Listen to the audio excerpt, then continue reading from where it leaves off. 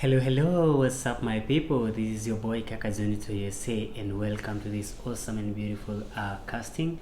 And guys, as I promised you guys, today I want to talk to you about my journey to America. And I want to tell you these guys that today, as I promised, I'm gonna speak in English language so that each and every person will understand and get to know this journey. So, guys, welcome to this beautiful casting, and let's start. So if you're new to this channel, in this channel we usually talk about green card, we usually talk about life in America, we usually talk about general life matters, and we usually talk about everything and anything that is happening and everything that is training, anything that will help us and anything that can build us and make us great.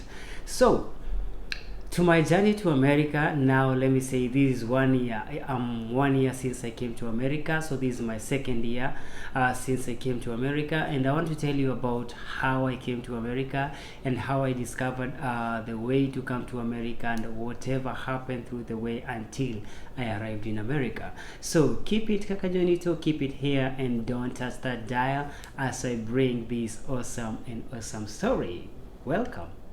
So I want to tell you everything step by step. I know it's a long story, so we might end up having like part 1 and part 2 and part 3, or part 1 and part 2. So we're gonna do as God will help us. So guys, stay tuned. So I want to start to this point whereby I realized how about the story or the issue green card. So initially I used to hear about green card, and I used to hear a lot of myths and hearsay, and that time I never even put a lot of concentration on other stuff, because everybody was saying, oh, it's you need people to know people and stuff like that. And since I come from Kenya, and from knowing my background was just a humble background, and when we say humble background in Africa, that means it's just like just cool people. You don't have too much, you're not like rich and stuff. You just middle class people, you can say that. So when I was told about all these things, and when I used to hear about all these things, I never used to be so bothered about it, because I knew in upfront that nobody in my or in my family was in America. So I knew it will be like like a dream. It's not like something that can happen. So, and then by that time when I was hearing about all these stories, I was young and I was not so mature. Also in faith, I was so young, I was not so mature. So it came by that this time when I heard about green card, I was mature, and there was also some divine intervention about my journey to America, which one day I'm gonna tell you what was it and how it happened. So for the meantime, I want to tell you that when it came to 2019, that's when now I saw a small video in one of our WhatsApp groups that I was in, and this guy who is called Damaris Jeremy was just giving a very short clip saying that, oh my people, you can apply for green card, is now open and stuff. So when I heard him, I was like, oh, let me check this green card. I usually hear about green card, let me check and see what can happen. So I didn't know that there was a website for the government of America where you're supposed to go and apply for green card. So then obvious thing we usually do is Google. So I just Googled, and when I Googled, it took me to this website different from now the website of government of America, and took me to this website where you call the Dream to America or something like that. So I just checked out, I tried to fill up the forms and stuff. Then I realized I needed my passport. But also something that I realized from the website of my Dream to America is that this guy was charging. It was like they were like middlemen, so they were charging you to apply for green card. So I was like, I thought green card was free, as he was saying and stuff. So then I came to realize these were just middlemen. So after I realized that, then I knew that one thing, there is also a website for you to apply that, but I also realized that I didn't have a passport. So my aim was first of all to acquire my passport so that I can be able to apply, because remember, during that time or that era, you needed a passport for you to apply for green for green card.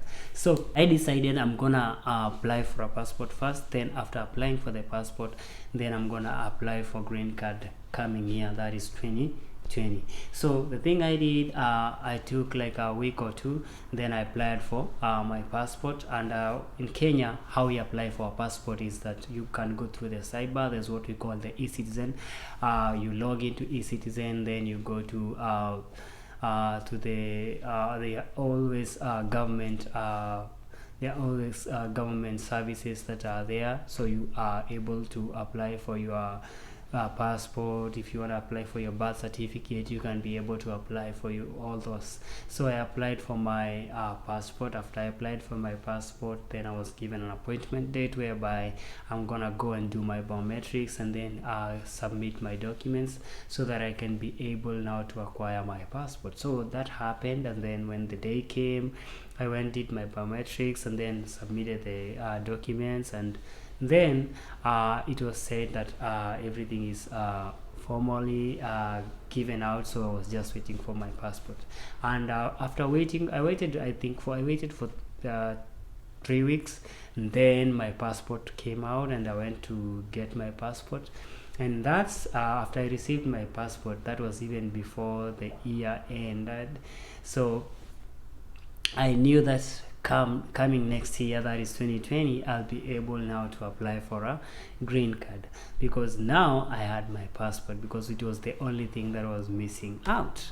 So that is how I came to realize about green card, and how I came to to take the first steps of green card. So we usually say in everything you do, you have to do the baby steps, because remember, if you can just say I want to do this, and then you don't take the small steps, the baby steps, then there's nowhere you're going to go. So each and every time when you are trying to do something, always remember to do these baby steps, because one step will lead you to the next step. So you cannot attain a major thing if you don't do the baby steps.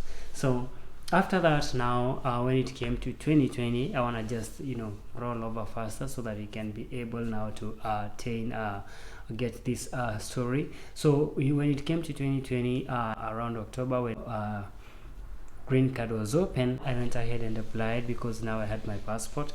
And the application is always the normal thing, that the obvious thing how you do it. So after you submit or you give your information, your personal information.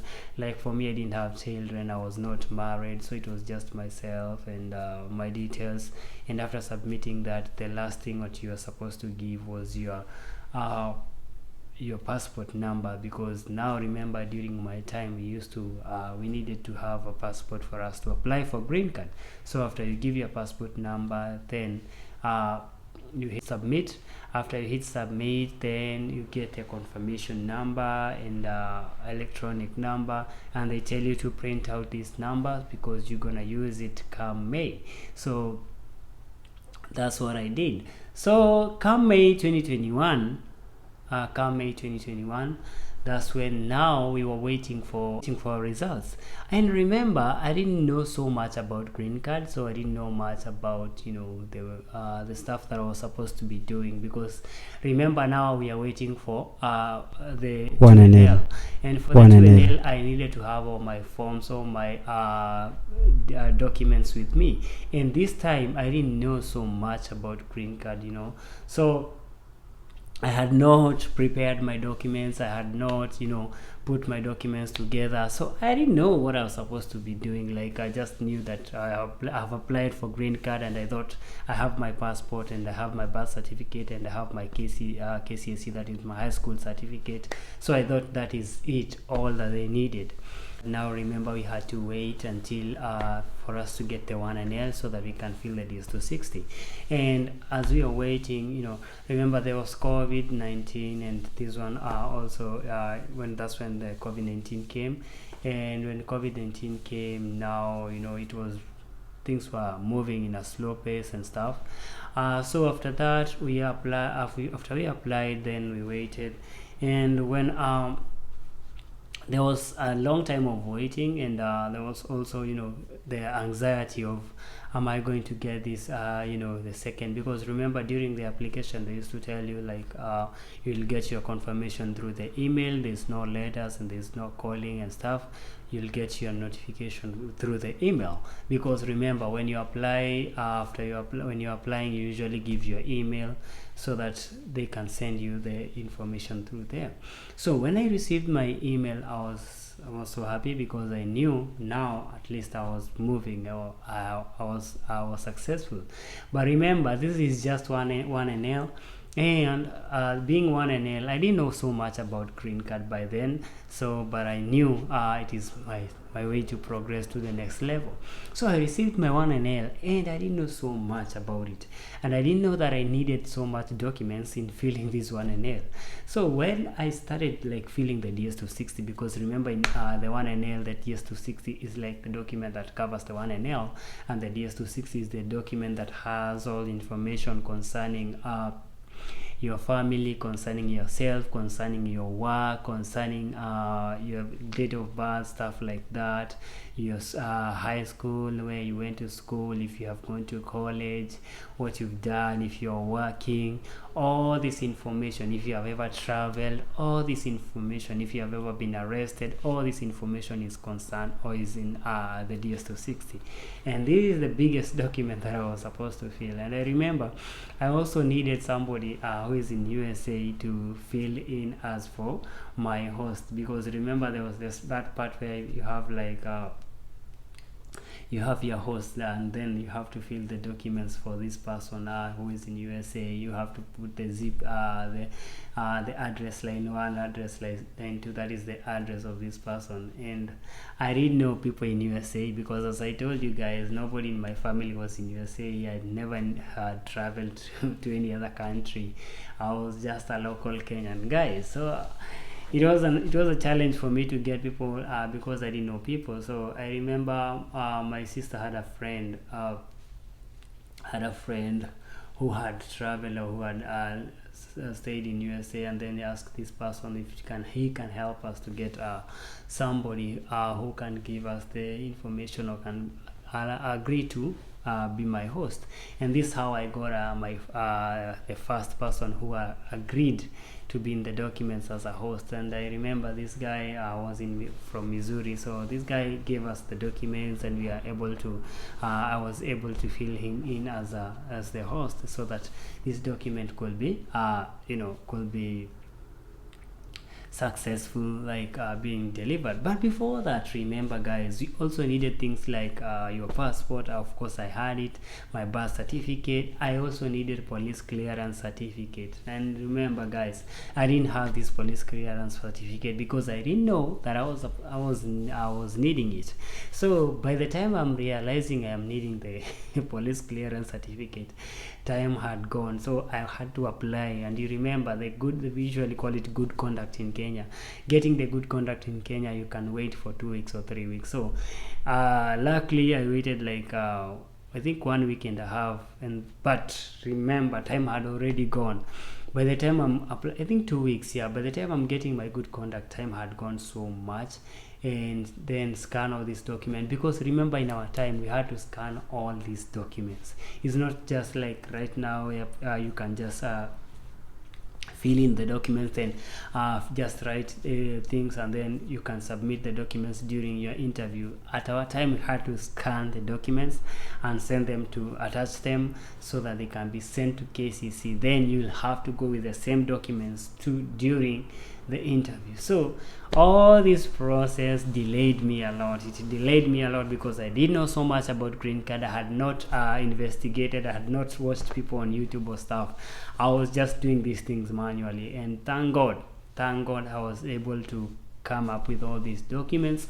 And after getting all these documents, now I submitted my DS260, but I submitted it super late, because I submitted my DS260 around the last week of September. Yes guys, imagine I submitted my documents at the last day of September, that is in year 2020. So I was super late, and people are like, I know people are like, what? Yes, I was super late.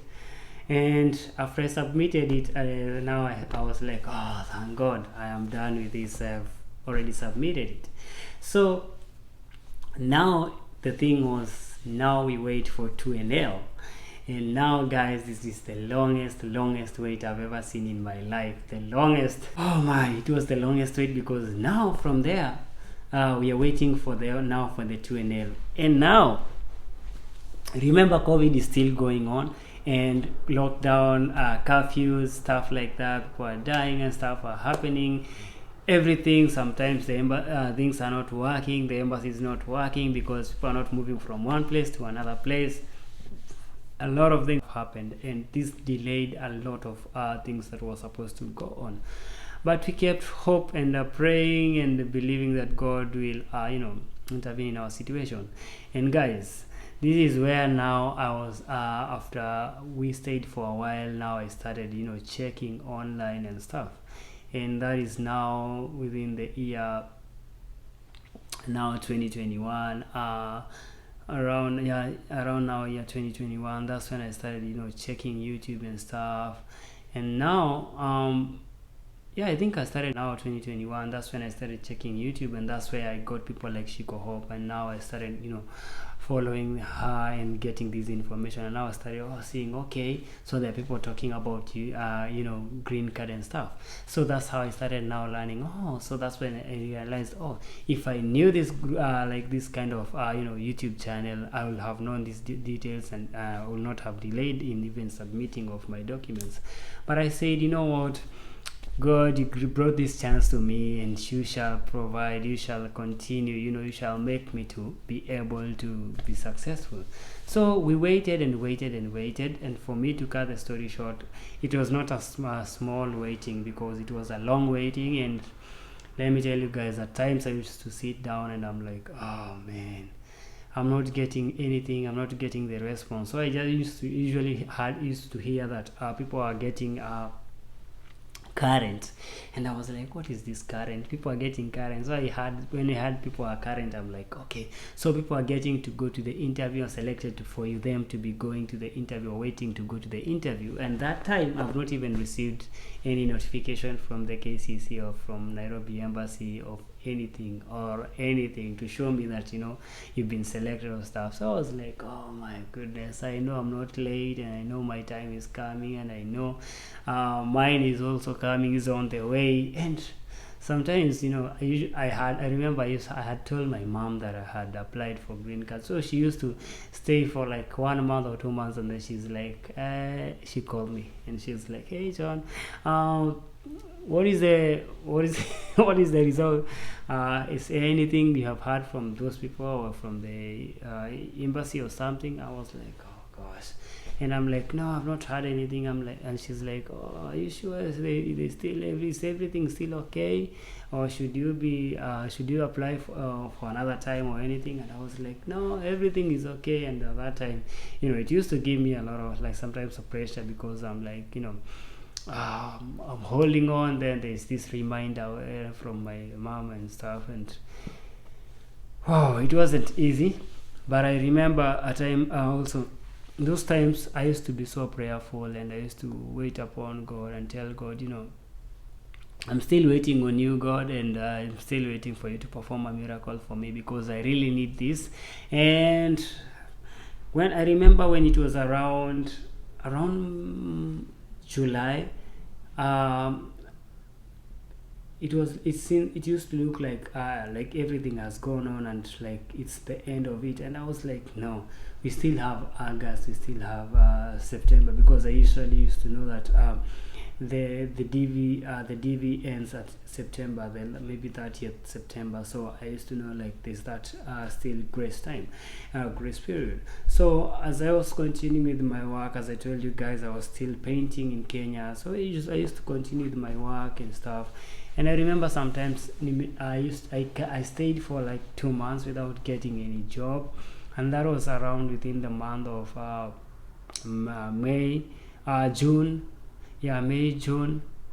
And at the end of July, that's when I got a job, and I got a contract. So I was like, man, thank God I've got a contract. I didn't know why, but God knew why.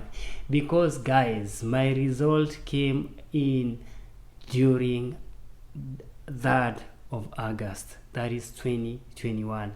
That's when I received my 2NL, guys, and I was so happy because I remember when I opened that notification, I was at work. As I've told you, I got my contract to go and paint for one of my elders in church, and I remember as I was doing the job, then I received my 2NL. Oh my goodness, this was my so greatest, like, happiness, because when I opened and I was like, woo, confirmation. I felt so great. I was so happy. And I remember those guys that I was my guys, we call them my fellow painters that I was working with. That day I treated them. I usually used to treat them, but that day I treated them better than I used to treat them, and I bought them stuff and everything. They never knew why. I never told anybody what was happening because I knew it was also a journey. Because remember this time, like 3 months ago, 4 months ago, I had now discovered Shiko Hope. So I used to know what is the process and stuff. So I knew this is about keep quiet, continue with your journey until you win your journey. That's when you can give a bit of what is happening. But at that moment I had to keep quiet, so they never knew nothing. They never knew what was happening. So now I've got my confirmation, and now I have to do all things that I have to set for my medical. I have to set to accept for my interview also, because once you get your 2NL, you have to accept your interview through the link, and you have to book. And then from there you also have to book for your appointment for the medical, because you cannot go to the interview before you go to the medical. So you have to go to the medical, get checked, and then be given that there's a CD they give you, that is a chest X-ray. After everything, you go do the physical exam, you go get the chest X-ray, and the most important thing they need is the chest X-ray. So you're gonna do the BP, they're gonna test you all this kind of the eye test and stuff, but the most important thing they are waiting for is that CD for the chest X-ray.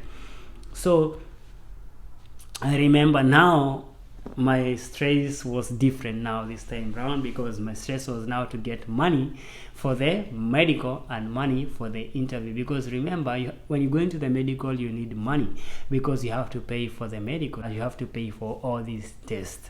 So this was now my plan, and I thank God, because he gave me the job at when I needed this money. So like it was easier for me, even though I didn't have like all the money, but it was easier for me now to pull all these funds and be able now to get to do this medical and stuff. So even if it's about borrowing money, it wasn't like that much, because at least I had another source of like income that will sustain me in this time.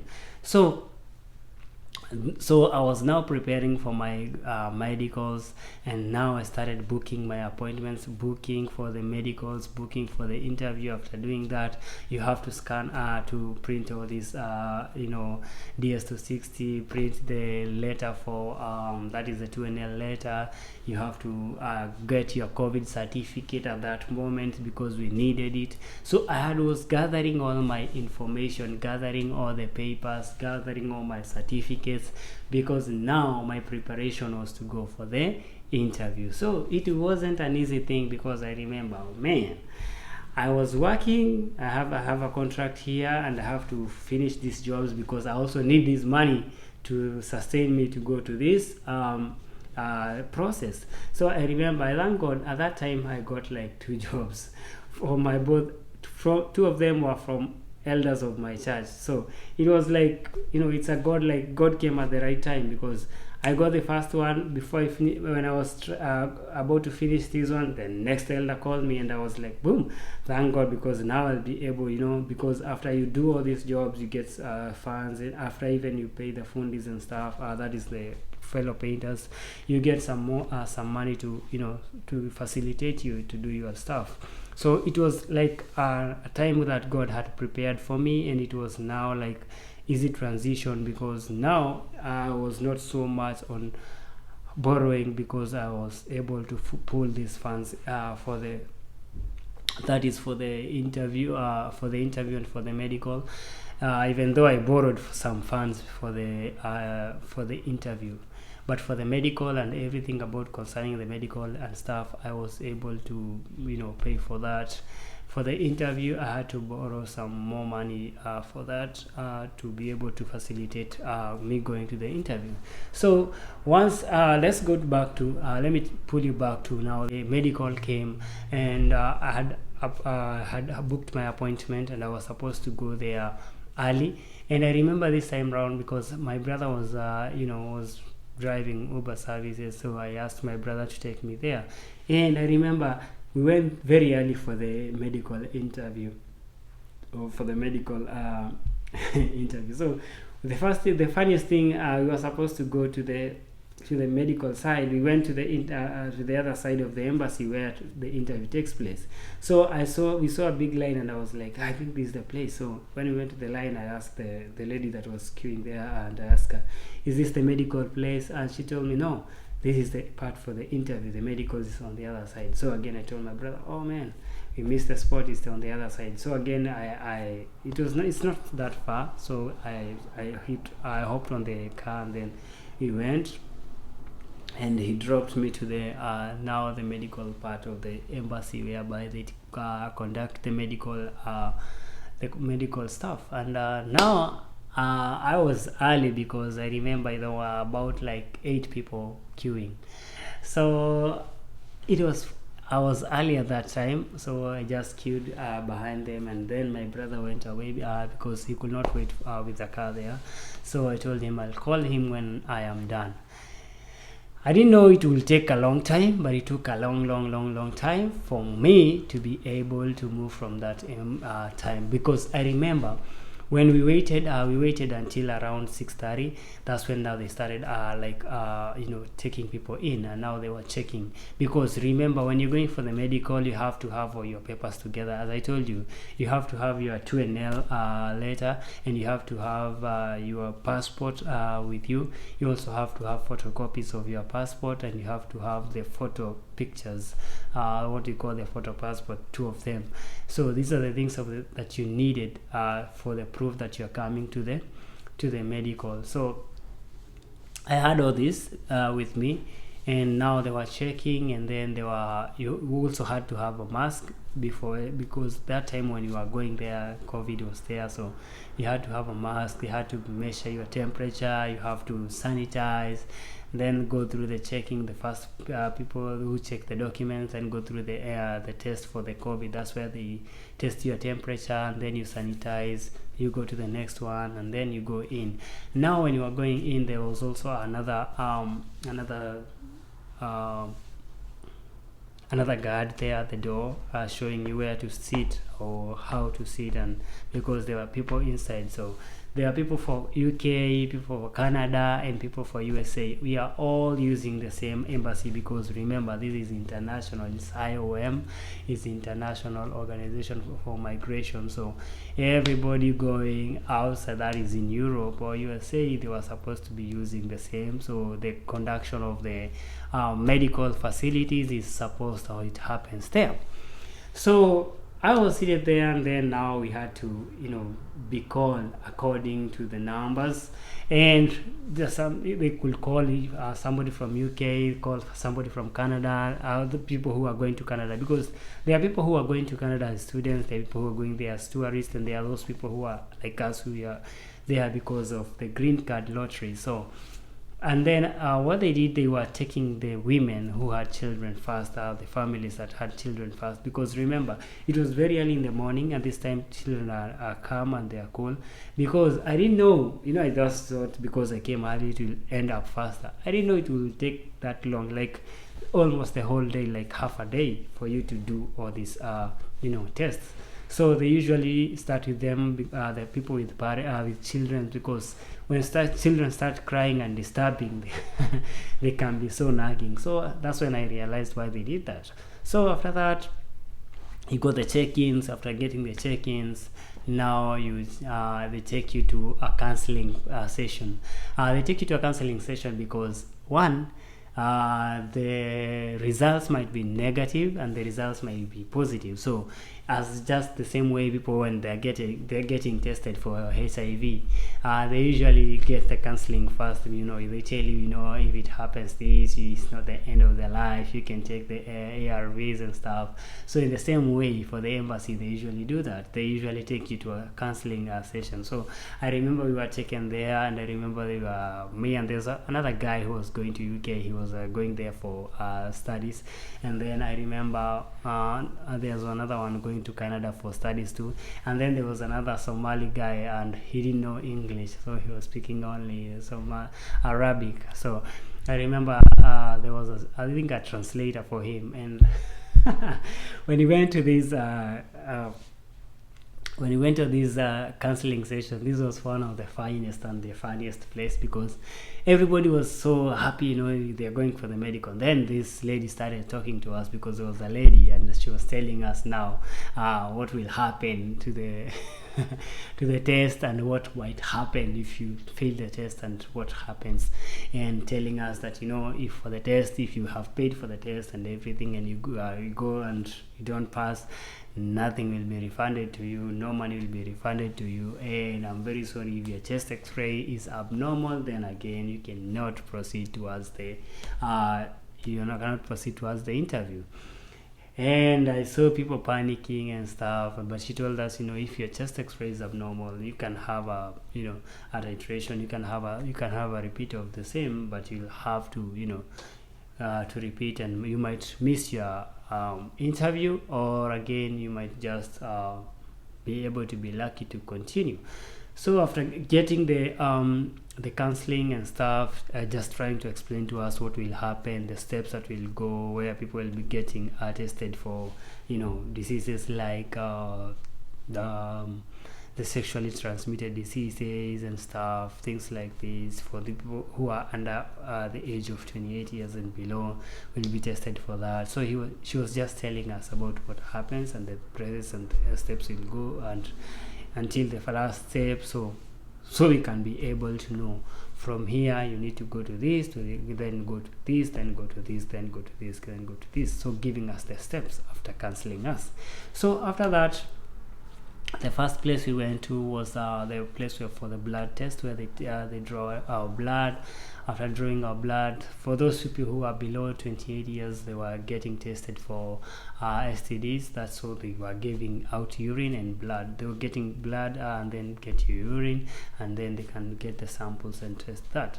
But for the STDs, they told us that you cannot be denied to go through because of STDs, because those ones you can be able to take medicines or tablets or injections, and then you get healed. So after that, after getting tested for the getting the blood, for me they only drew the blood, and after that, then the next thing was to go to the X-ray. Then you have to go, and then have to queue there, and then get the X-ray. After the X-ray is done, then the next place I came to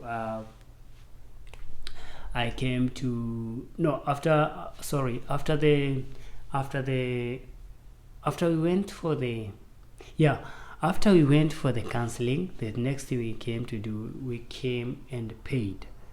So we came back and paid at the counter. Paying at the counter, we were able to pay for the physical exam. And then if you had not gotten any injection, you had to pay for the injections that were supposed to be given. So for me, luckily, I had done my investigations before, and I had taken some injection in Kenyatta, because I went to Kenyatta and took all the injection, like TDAP. I did TDAP, I did MMR, and then I did, what else did I do? Yeah, I don't remember the other ones. So I did this test. I did the injection. I got all this injection for the vaccines.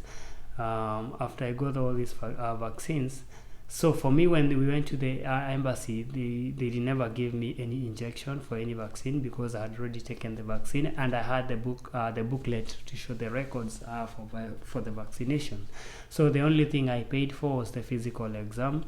After paying for the physical exam, that's when now we went ahead and got the blood being drawn to. And then after that, I went to the chest X-ray, got on my chest X-ray, and then came back. Now was to go to the doctors for the physical exam. That is the eyes, that's the blood pressure, fitness, and then from there you go to the doctor who has now your I remember, so when we went to the physical exam, I remember it was a funny part, because I remember I was with a male and a female, and then the female was the one who was doing this physical, the eye test and stuff.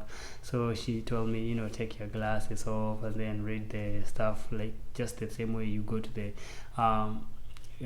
for the eye test. So you take the glasses off and they ask you, can you see anything or can you read anything? Then you say what you can read, and if you cannot read, then after that she asked me, oh, do you have any allergies? I remember telling her, yeah, I have allergies. And she was like, what are the allergies you have? I was like, man, I have allergies for puberty. And she was like she laughed and she said, man, we all have this allergy. I also have the allergy for puberty. Like, nobody want to be poor anyway. Everybody wants to be rich. Like, we don't, being poor is not good. It's not a good thing, and I'll never want anybody to be poor.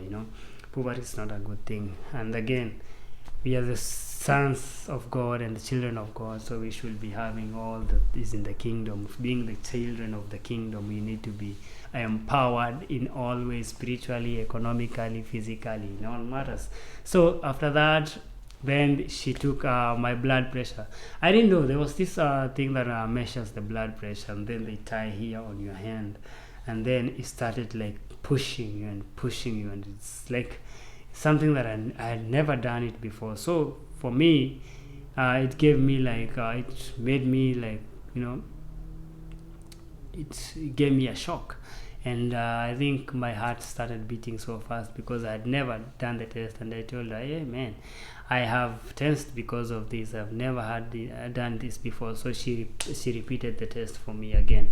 So after that, now the next step was to go to the doctor, the big doctor now, who will now tell me about all these findings about the chest X-ray, about the physical examination, and about the blood, and if there's anything that is okay, not okay, or anything, if everything is okay. So when you go to this doctor, basically, if you the thing I did is like I just took off my shirt, nothing else, just my shirt, and then he told me to lie on a bed, and then he checked just on my stomach here, just near on my ribs there. He just checked something like that, and that was it, nothing more. And then he told me that's it. I want my shirt back, and then I sat down, and then he was now telling me, hey John, you have decided to leave us. And I was like, man, I'm not leaving you guys. It's just that I'm looking for a greener pastures, because man, it is tough here. The world is tough, and you have to look for a way to go. So she was like, okay, I'm wishing you all the best. And then he told me, I have your results here, and according to my results, then he was like checking, and I was like, everything here seems so well, and everything seems okay. Your chest X-ray is fine. And I was like, thank God. America, here I come. America, here I come. So after he checked that, he told me everything is okay, and he told me, you know what, I'm wishing you all the best, and when you go to America, don't forget us. And then he told me all the good things, and I told him. He was speaking Swahili, by the way, and I spoke to him in Swahili too, and it was a nice time. Then after that, he told me now I can go and pick my results for the X-ray, that is getting my CD. So from there, that's when I went to the place where I was supposed to pick my CD, because I was not getting any injection. So I went there, I waited for a while, then I was given my CD, and that's when now I left the embassy and my medical was done. Now the next step is going to the interview. That will be in the part 2. God bless you.